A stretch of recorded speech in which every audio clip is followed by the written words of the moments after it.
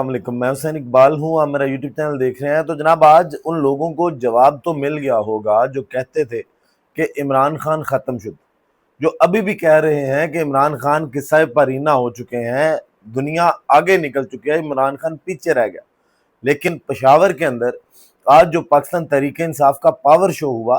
اس سے تگڑا power show, یہ challenge جناب پہلے بھی کیا جا چکا ہے، اب بھی چیلنج کیا جا رہا ہے کہ پاکستان مسلم لیگ نون اور ان کے اتحادی، یہ ساری جماعتیں جو 37 سال اس ملک پر مسلط رہے، یہ مل کر جو مقبولیت کا دعویٰ کرتے ہیں، اگر یہ اتنے مقبول ہیں تو مل کے ایک ایسا جلسہ کر لیں، لاہور کے اندر کر لیں کہ اگر پنجاب کو یہ ابھی بھی اپنا گڑھ سمجھنے کی غلط فہمی میں ہے تو ایسا جلسہ کر کے دکھائیں، جس طرح آج پاکستان تحریک انصاف کا جلسہ پشاور کے اندر ہوا، اور یہ اس شخص کے نام ہوا جو قیدی ہے، جو 2 سال سے زائد عرصے سے ناحق قید کاٹ رہا ہے۔ تو جناب جلسہ کیسا رہا، جلسے کے اندر کمیاں کیا تھیں، کیا کچھ ہوا، وہ احوال آپ کو بتائیں گے، اور ساتھ جناب اس ویڈیو میں بات کریں گے کہ شہباز شریف صاحب کی جو تقریر ہے جو انہوں نے اقوام متحدہ کے اندر کی، اس کا پہلا نتیجہ آ گیا ہے، اس پہ اب رد عمل آنا شروع ہو گیا، اور اس کے ساتھ ساتھ بات کریں گے کہ جو شمع جنیجو اس وقت حکومت کے گلے کی ہڈی بن چکی ہیں کہ نہ ان کو یہ نگل پا رہے ہیں نہ اگل پا رہے ہیں، تو وہ مزید جناب معاملات خراب ہو گئے ہیں حکومت کے لیے، اور اب اقوام متحدہ بھی اس معاملے پر بول پڑا ہے۔ اقوام متحدہ کا کیا ری ایکشن ہے وہ آپ کو بتائیں گے۔ ویڈیو کا آغاز کرتے ہیں، اور آغاز پہ ہی جناب ریکویسٹ وہی ہے کہ چینل کو سبسکرائب کر لیں، ویڈیو کو اپنے لائک ضرور کرنا، اور کمنٹ سیکشن میں اپنی کمنٹ سے جناب ہمیں آگاہ کرنا ہے، فیڈ بیک آپ کا ضروری ہے، فیڈ بیک ضرور دینا۔ سب سے پہلے جناب اگر آج پاکستان تحریک انصاف کے جلسے کی بات کر لیں تو پاکستان کے اندر کہا یہ جاتا ہے کہ اگر کسی جلسے کے اندر 10,000 بندہ بھی اکٹھا کر لیا جائے نا تو اس کے بعد پھر کیمرہ اینگل پہ کھیلا جاتا ہے۔ پھر کیمرہ اینگل اس طرح کا ہوتا ہے کہ وہ اسی 10,000 بندے کو لاکھ بھی بنا سکتا ہے، اس کو 20,000 بھی بنا سکتا ہے، 50,000 بھی بنا سکتا ہے، لاکھ 1.5 لاکھ کا وہ کراؤڈ شو کروایا جا سکتا ہے۔ اور آج کا جلسے کی اگر بات کریں تو غریدہ فروکی صاحبہ نے جو یہ کہا کرتی تھی کہ جنہوں نے یہ ٹویٹ باقاعدہ کیا تھا، اپنے پروگرام میں کہا تھا عمران خان ختم شد، آج ان کو جواب تو مل گیا ہوگا،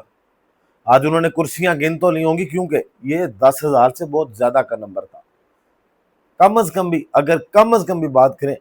تو آج جو کراؤڈ تھا، کیونکہ قافلے صرف پشاور کے نہیں تھے، پنجاب سے بھی آج اچھی بات یہ ہے کہ قافلے پہنچے، عالیہ حمزہ صاحبہ بھی وہاں پہ پہنچی ہیں، اور انہوں نے جا کے کہا کہ پنجاب نے آج میرے لیڈر کے سامنے سر فخر سے بلند کر دیا، اور ٹھیک ٹھاک تعداد تھی، کم سے کم بھی اگر اندازہ لگایا جائے تو 50 سے 60,000 کا کراؤڈ تو آج ضرور وہاں پر موجود تھا، اور جناب کارکن جو ہیں وہ بڑے پرجوش بھی نظر آ رہے تھے۔ پاکستان تحریک انصاف کی لیڈرشپ، جو موجودہ لیڈرشپ ہے، اس سے زیادہ پرجوش پاکستان تحریک انصاف کا کارکن نظر آ رہا تھا۔ اب وہاں پہ جناب تقریریں کی گئیں، علی امین گنڈا پور صاحب نے تقریر کی، انہوں نے کہا کہ جناب فیلڈ مارشل عاصم منیر صاحب جو ہیں یہ 25 کروڑ عوام کے سپہ سالار ہیں، عمران خان صاحب 25 کروڑ عوام کے جو لیڈر ہیں، ان کو سوچنا چاہیے۔ تو جناب بات چیت ہونی چاہیے، ٹھیک ہے، ضروری ہے، لیکن علی امین گنڈا پور صاحب کے لیے لوگوں کے اندر کوئی جذبات اچھے دکھائی نہیں دیے، ان کی تقریر کے دوران بھی بد نظمی ہوئی، لوگوں نے باقاعدہ اٹھا کر علی امین گنڈا پور صاحب کو بوٹ دکھائے،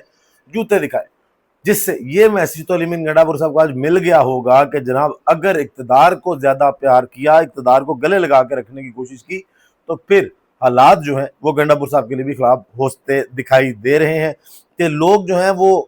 اس چیز کو پسند نہیں کر رہے۔ پھر تھوڑا سا ذرا لفظوں کو گھماتے ہیں وہ کہ انٹیلیجنس بیسڈ آپریشنز جو ہیں ان کے لیے تو جناب ہم اجازت دیتے ہیں، دوسرے آپریشنز کی اجازت نہیں دیتے۔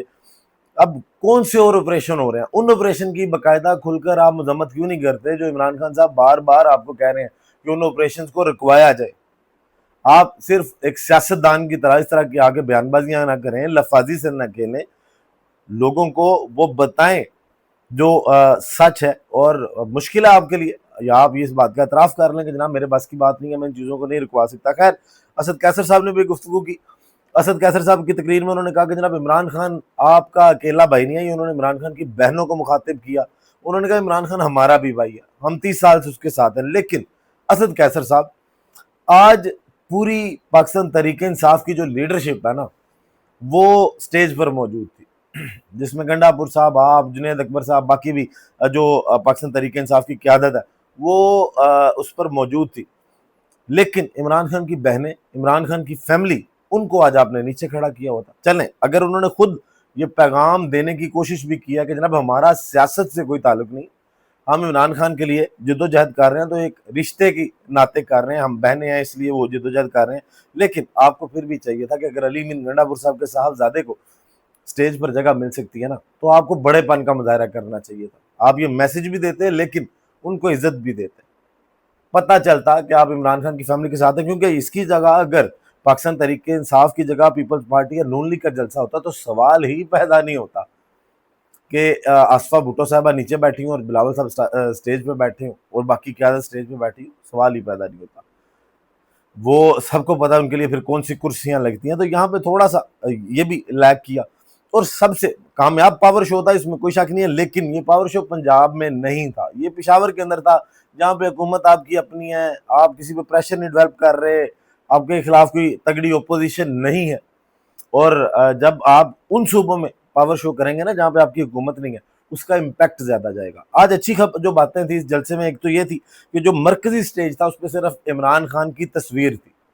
پھر اس جلسے کے اندر قیدی نمبر 804 کی انٹری بھی ہوئی، اور جناب عمران خان صاحب کی تقریر بھی چلائی گئی، اور جو اے آئی جنریٹڈ تقریر تھی ان کا پیغام چلایا گیا وہاں پر، اور اچھی ایک اور بات جو شاہد خٹک صاحب کا کہتے ہیں کہ آئیڈیا تھا کہ جو پاکستان تحریک انصاف کے اسیر ہیں، سیاسی قیدی ہیں، جن میں خواتین ہیں، جس میں احسان نیازی ہیں، ان سب لوگوں کی، صنم جاوید ہو گئیں، فلک جاوید ہو گئیں، ڈاکٹر یاسمین راشد ہو گئیں، یہ جتنے لوگ یا 9 مئی کے رگڑے کے اندر جو لوگ آئے ہیں ان لوگوں کی تصویریں باقاعدہ آویزاں کی گئیں، ایک پورا جناب فلکس ان کے لیے بنایا گیا اور اس کو بھی وہاں پر آویزہ کیا گیا، تو یہ ایک اچھا آئیڈیا تھا، یہ ڈیفرنٹ آئیڈیا تھا، اور ان لوگوں کو کم سے کم یہ پیغام تو ضرور گیا کہ آج ان کو یاد کیا گیا، ان کو یاد رکھا گیا کہ وہ جیلوں میں اکیلے نہیں ہیں، پیچھے پاکستان تحریک انصاف کے کارکن، ان کی قیادت ان کے ساتھ کھڑی ہے، یہ ایک اچھا پیغام تھا۔ پھر جو سب سے بڑی کمی اس جلسے کے اندر نظر آئی کہ آج علیمہ خانم نے بھی گفتگو کی وہاں پر، اور جناب علیمہ خانم کی جانب سے یہ کہا گیا کہ لوگوں کے اندر نا غم و غصہ دکھائی دے رہا ہے، نیپال یا بنگلہ دیش والے جو حالات ہیں وہ بنتے دکھائی دے رہے ہیں، لوگ ہمیں کہہ رہے ہیں کہ ڈیالہ جیل کی طرف مارچ کیا جائے، لیکن میں تو یہ کال نہیں دے سکتی۔